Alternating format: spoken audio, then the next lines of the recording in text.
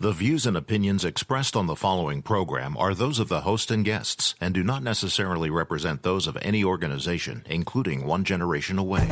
The freedom of a people to choose its leaders is the root of liberty. Keep alive this experiment in liberty. Liberty, in case you've forgotten, is the soul's right to breathe. Government should be very minimal in protecting liberty. Peace cannot be purchased at the cost of liberty. The sturdy ground of liberty. Liberty once lost is lost forever. Fight for their liberty and for our security. Guarantees individual liberty. This great republic, born alone in liberty. Liberty. Liberty. Liberty. Liberty. Liberty. Liberty. Liberty. Liberty.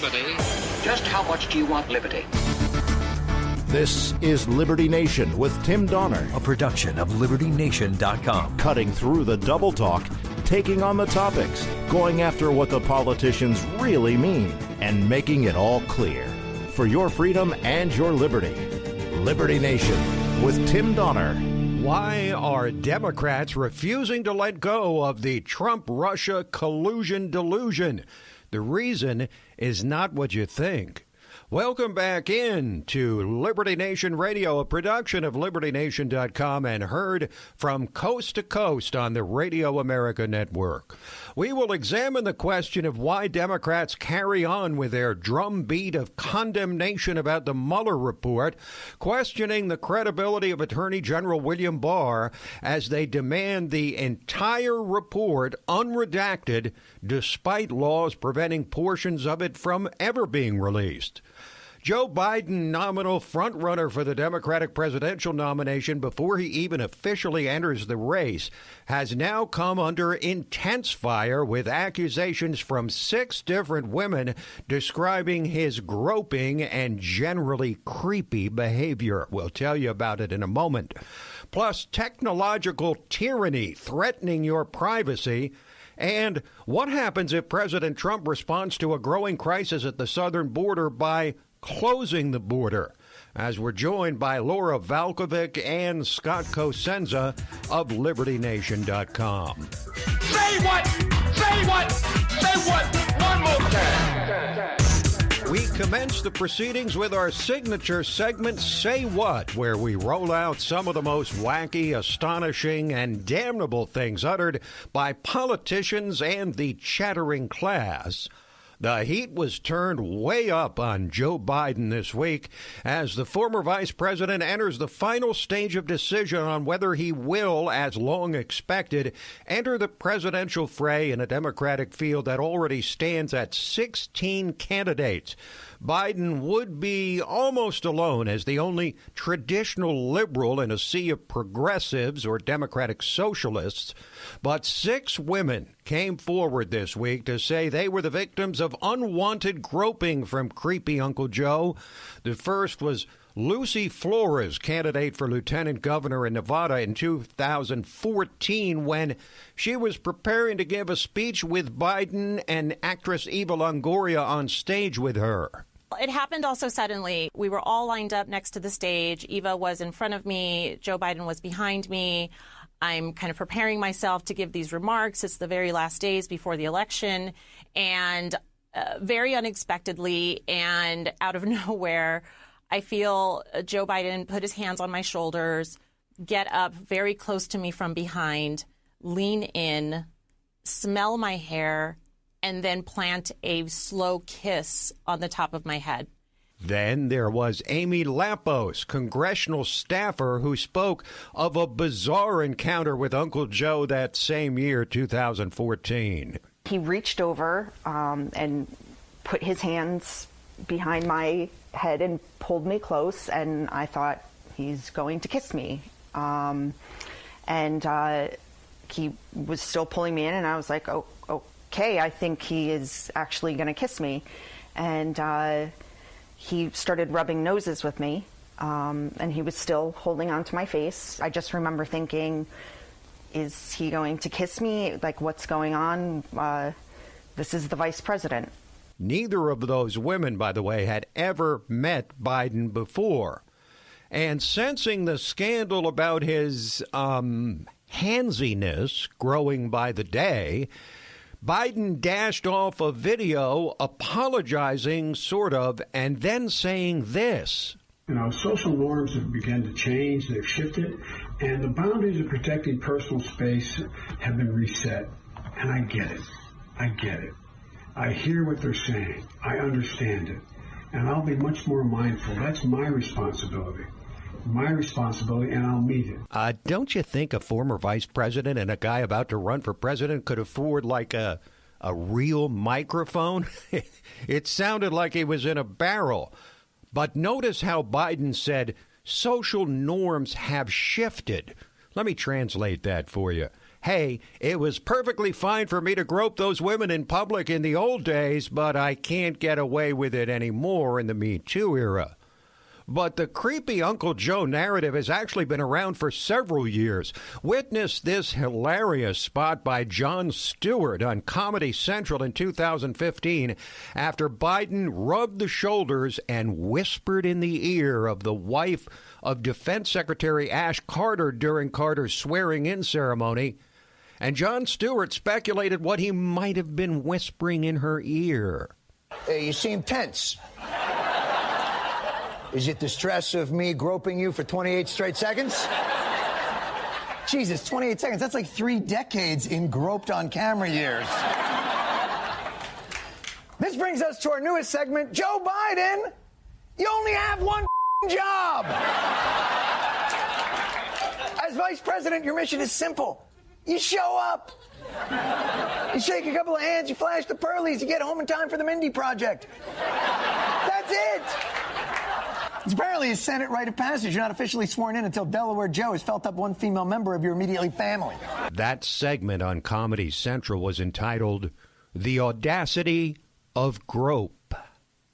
But as Biden contemplates whether to run for president, a hot crisis continues to brew on the southern border, where the number of immigrants and asylum seekers and refugees has exploded to around 4,000 per day. For a few days, President Trump said he was considering closing the border before tabling that idea, but Homeland Security Secretary Kirstjen Nielsen went on Fox News and said, with border agents overwhelmed by this flood of immigrants, the situation is akin to a 5-alarm fire. The president predicted this as a candidate. He predicted this before he was a candidate. Right. In my opinion, right now, this is one of, if not the biggest crisis this country has faced in a decade. Truly. I mean, Right. The security aspects of this, the humanitarian aspects of this have got to be addressed. We've announced today that we're now treating this like a massive Cat 5 hurricane disaster. And yet Democrats continue to react as if this is a crisis ginned up by Trump for political purposes, begging the question of just how bad things need to get at the border before Democrats even acknowledge there's a crisis. But at least one presidential candidate acknowledged it, Bernie Sanders on CBS. Look, here is the story. You have a terrible humanitarian crisis. You have women and children traveling 1,000 miles or more, often by foot, in order to escape the violence and poverty in their countries. Now, that's exactly what President Trump's been saying. But, of course, Bernie then went on to say we need comprehensive immigration reform, which in political speak means amnesty and open borders. Well, at least he admitted there's a crisis, unlike virtually every other Democrat, most of whom are still consumed with the Mueller report, demanding its release in full, unredacted, despite knowing there are portions that must be redacted by law, such as classified information and grand jury testimony. But Democrat demands are strictly political, as evidenced by House Judiciary Committee Chairman Jerry Nadler, who's been granted subpoena power to demand the entire unredacted report, even though he opposed the very same thing when the report by Ken Starr came out during the Bill Clinton presidency 21 years ago. Much of this material is Federal Rule 6E material, that is material that by law, unless contravened by a vote of the House, must be kept secret. It's grand jury material. It represents statements which may or may not be true by various witnesses, salacious material, all kinds of material that it would be unfair to release. Somebody is going to have to go over this material, determine what is fit for release and what is, as a matter of decency and protecting people's privacy rights, people who may be totally innocent, third parties, what must not be released at all. Which is exactly what Attorney General William Barr is doing right now. But since it's about Trump, Nadler has completely reversed course. Not that he's a hypocrite. But as the ranking member of the House Intelligence Committee, Devin Nunes, said on Fox News, it's all about gotcha. The Democrats on the left here, they just want to get their hands on the report so that then that'll probably be classified. There'll be a lot of classified information in there so that they can leak it. So they can leak it to all their buddies in the media so that they can continue on going down rabbit holes of pretending that there was some kind of Russian collusion. The fact that they ever looked at obstruction of justice because Comey got mad and went and leaked his papers out to the media, and a legal leak, by the way, taking FBI documents, just because that happened, when there was no crime to begin with, how are you going to go after obstruction of justice? It's pretty silly. And Donald Trump Jr. added that the elite media carries on with the Russiagate narrative and the Mueller report because they've become dependent on the scandal. It became a business model for most media to attack Donald Trump and to buy into this narrative. And if you didn't, you upset a lot of people and risked your career, you risked other things. And so, the people who just bought into this hook, line, and sinker, who were selling it day in and day out, every day, this must be the truth. We've seen the evidence. They lied to the American public for 2 years. And even hardcore leftist Noam Chomsky, a longtime voice for far-left policies, said before the Mueller report even came out that Russiagate was a complete hoax. I think it's so farcical that I barely even read the reports. It's a joke. I mean, if there was any interference by the Russians, it's essentially undetectable. There are careful analyses of what happened in the election. There's no sign of any Russian effect. But we'll keep hearing Democrats prattle on about Trump-Russia collusion and obstruction of justice, and we'll explain why in a bit. And it's not simply because they detest Trump. Stay tuned for that. But up next, we'll discuss technological tyranny and digital despotism and the clear and present danger it poses to our ever-shrinking privacy. Liberty Nation with Tim Donner. Exhausted by all the fake news? On LibertyNation.com's YouTube channel, facts and fresh, bold analysis are what you get without the leftist spin. Subscribe today to the LibertyNation.com YouTube channel because truth is making a comeback.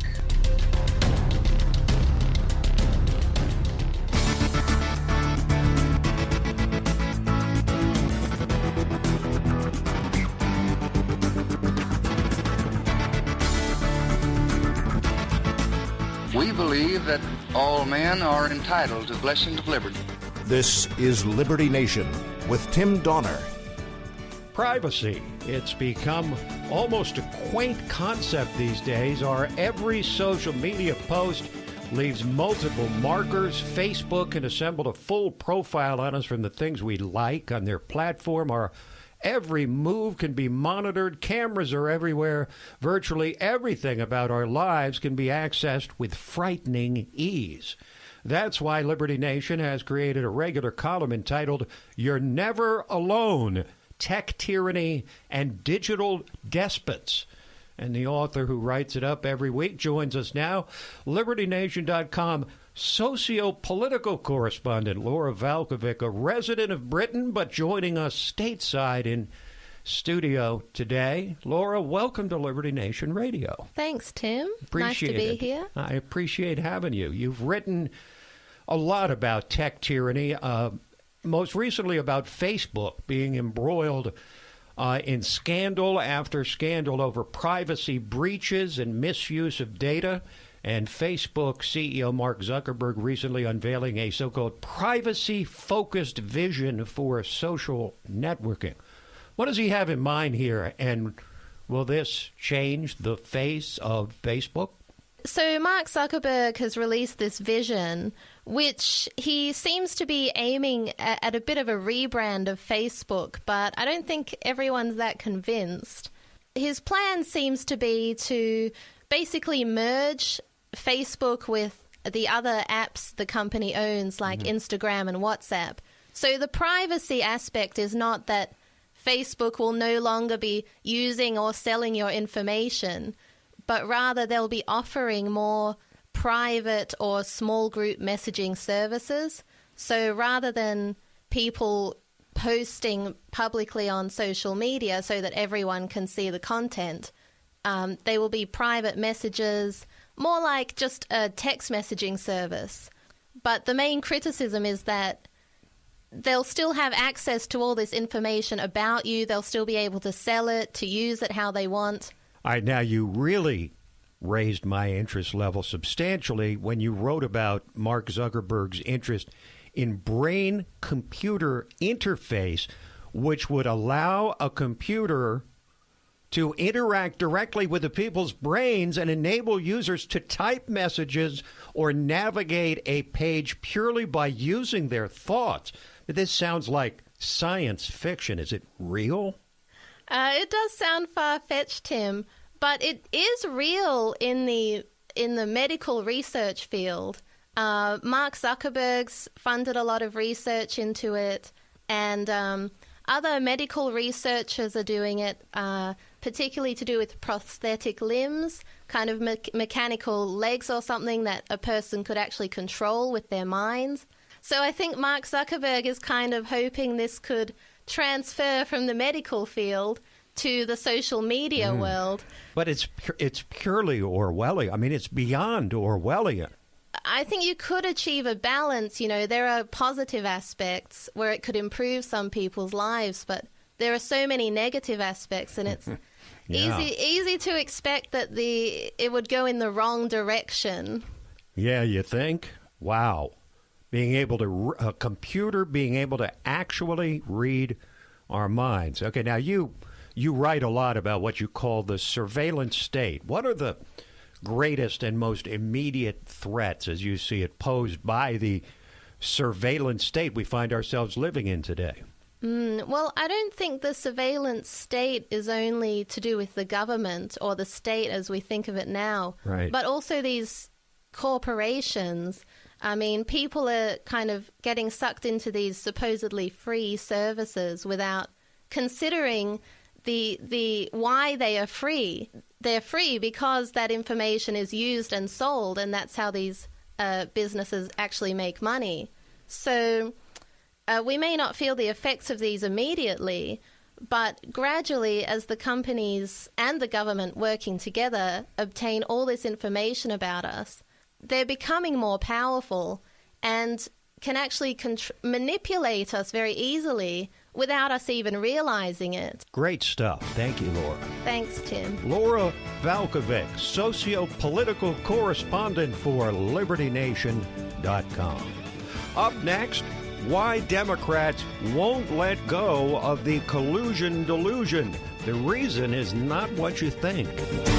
Liberty Nation with Tim Donner. Exhausted by all the fake news? On LibertyNation.com's YouTube channel, facts and fresh, bold analysis are what you get without the leftist spin. Subscribe today to the LibertyNation.com YouTube channel because truth is making a comeback.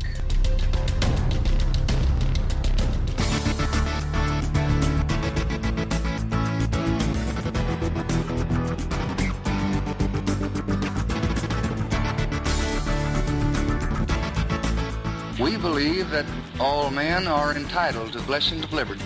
This is Liberty Nation with Tim Donner. Why won't Democrats let go of the collusion delusion? Now, most of you will say the answer to why the Democrats persist with their discredited allegations against President Trump is obvious. They hate him with every fiber of their being. They consider his election illegitimate for whatever reason and believe he represents a clear and present danger to our constitutional republic. But it actually goes way beyond that.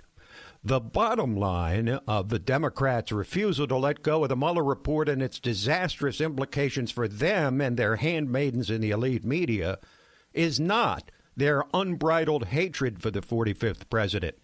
It is their realization that they cannot beat him on the issues, and thus their only path to victory will be a drumbeat of scurrilous allegations, throwing enough dirt against the wall and hoping something, anything, will stick.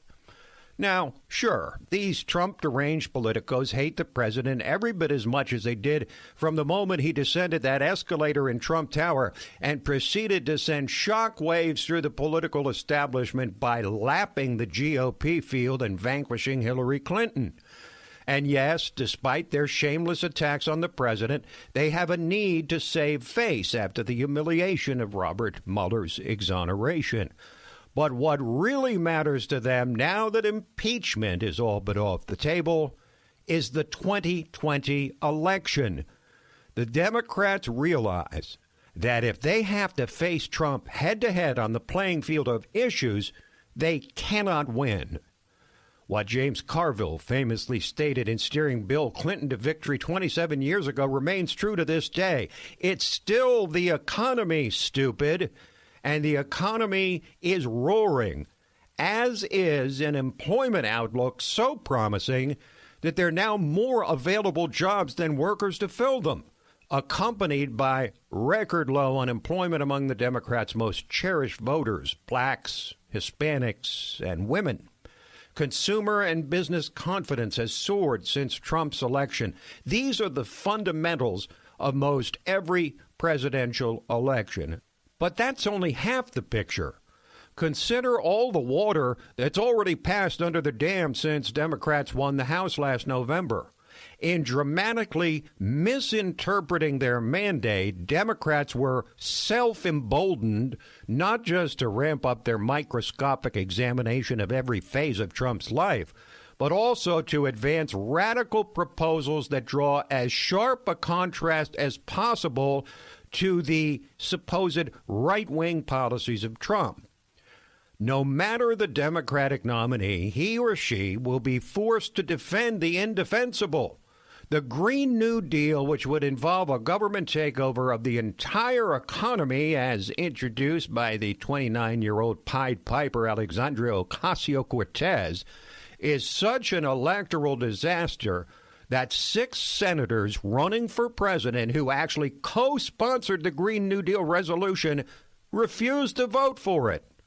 They co-sponsored it, but refused to vote for it. It went down to defeat 57-0, with 43 Democrats abstaining, an unambiguous admission that this near-communist manifesto is a poison pill for their chances in 2020. But rest assured that Trump will nevertheless force the eventual Democratic nominee to defend the Green New Deal or to renounce it at the risk of alienating his party's left-wing base.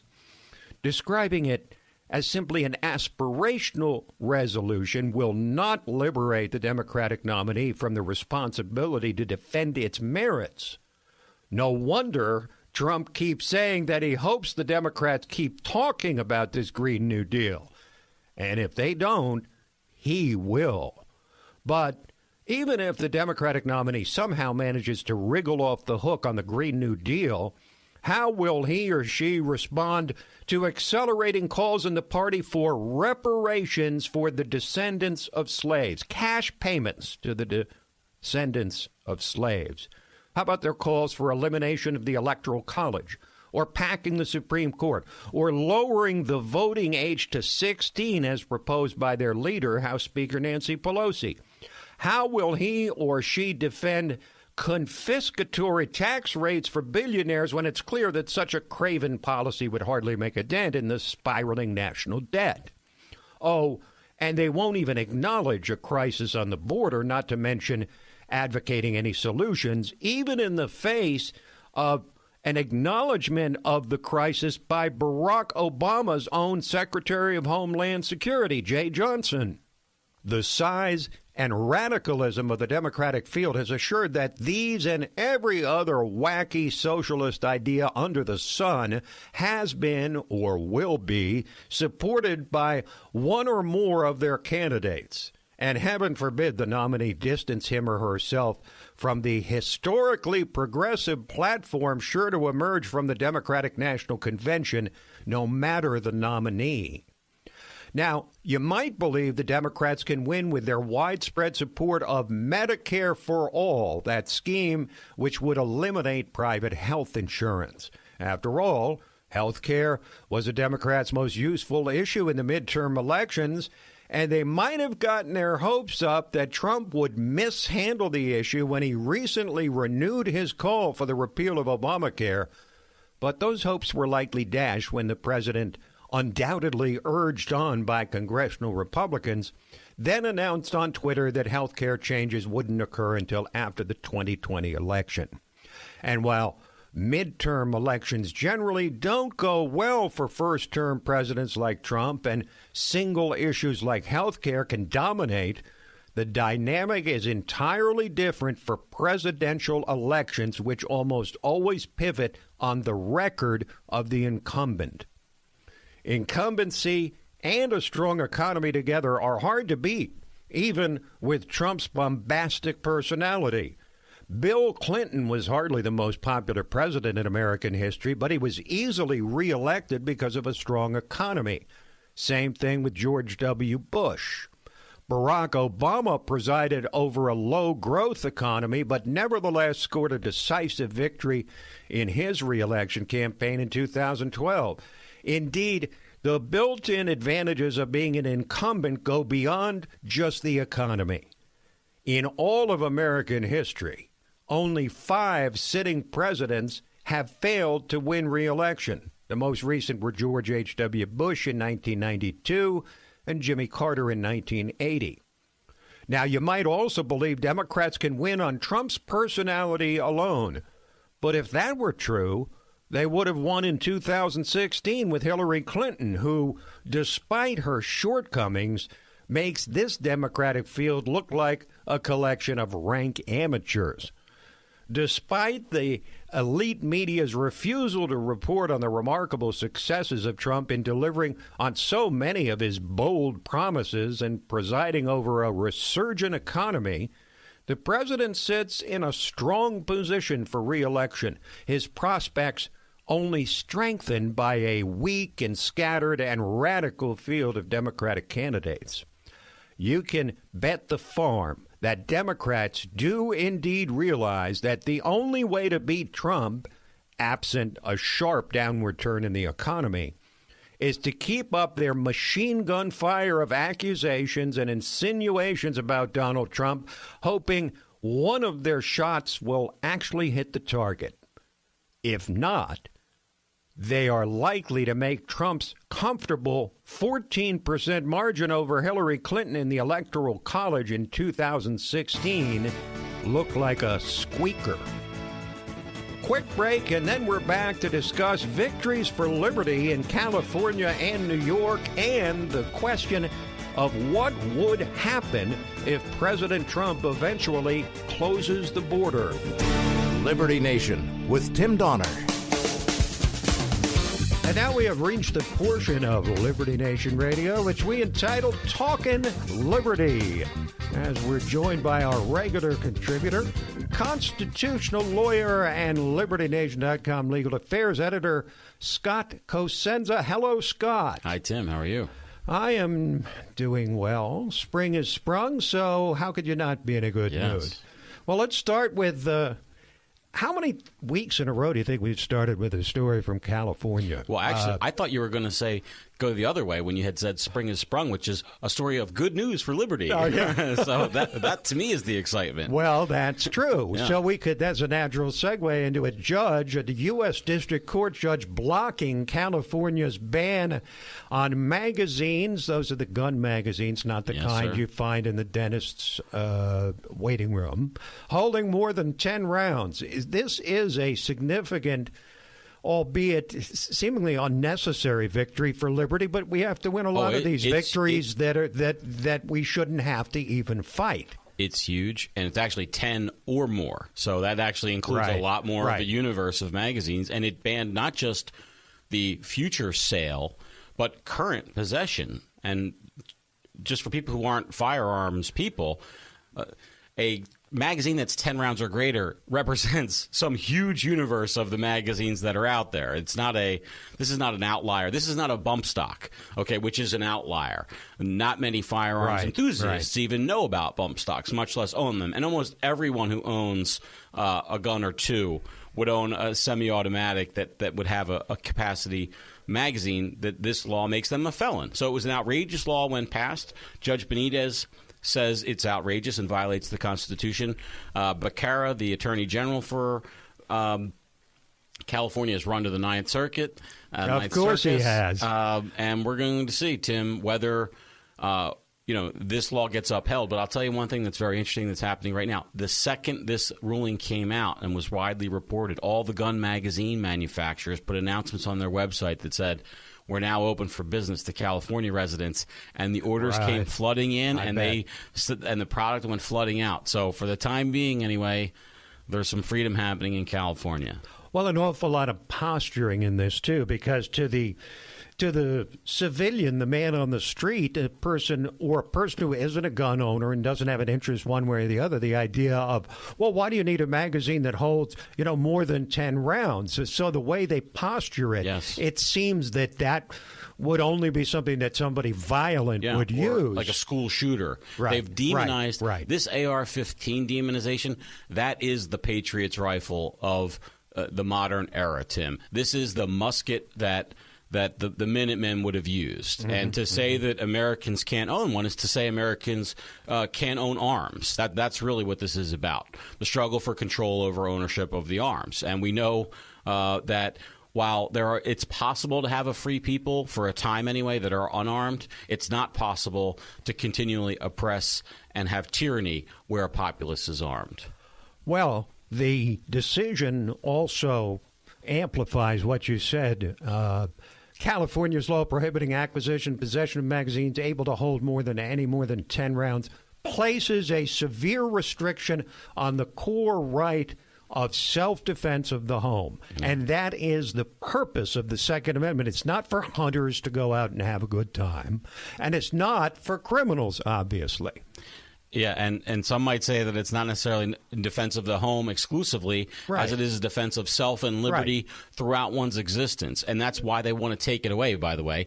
These people who, they're just anti-liberty. That's sort of their raison d'etre, right? Liberty means that you get to make choices for yourself based on your idea of what's in your own best interests, as long as it doesn't interfere with another's right to do the same. They can't abide that, because it affords them no control over whether you take a plastic bag or whatever else they're banning.